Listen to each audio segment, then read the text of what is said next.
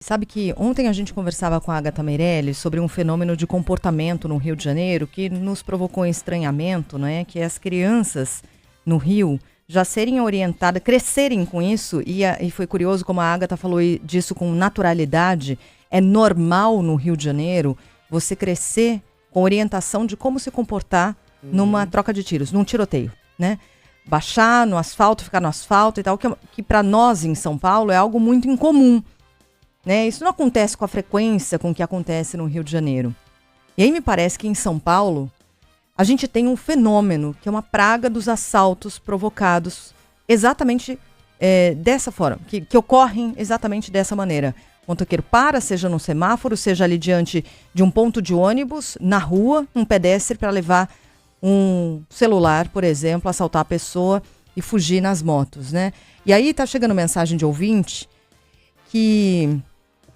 E olha que medo, né? Quando a gente começa a adotar comportamentos, é porque a gente fala, essa é a nossa realidade, né? Começa a criar filhos orientando para isso. Chegou mensagem aqui da nossa ouvinte. Eu tenho conversado com meu filho. Se você vira uma moto, entra, fecha o portão rápido. A gente percebe que o motociclista é honesto e tal, fica sem graça. Mas eu tenho muito medo. Vejo moto, principalmente em dupla, e aí oriento meu filho. Tá vendo? A gente começa a entrar nessa lógica, nessa dinâmica de não temos saída mesmo, a gente precisa se proteger como dá. A gente precisa se treinar, porque é um crime que está descontrolado. É um tipo de crime característico da cidade com o qual a gente tem de aprender a lidar. E desconfiar de todo mundo, né? Pois é. Como você estava dizendo, a gente para na calçada, vê um motociclista chegando, uma moto com dois... Já dá aquele frio na espinha. Dá. Não é? É. Principalmente para quem já sofreu uma violência nesse tipo de situação. Já aconteceu com você, né, Sheila? E eram motociclistas, dos dois lados, né? Um de cada motociclista, arma no vidro, e aí foi no semáforo, por exemplo, que é outra praga, né?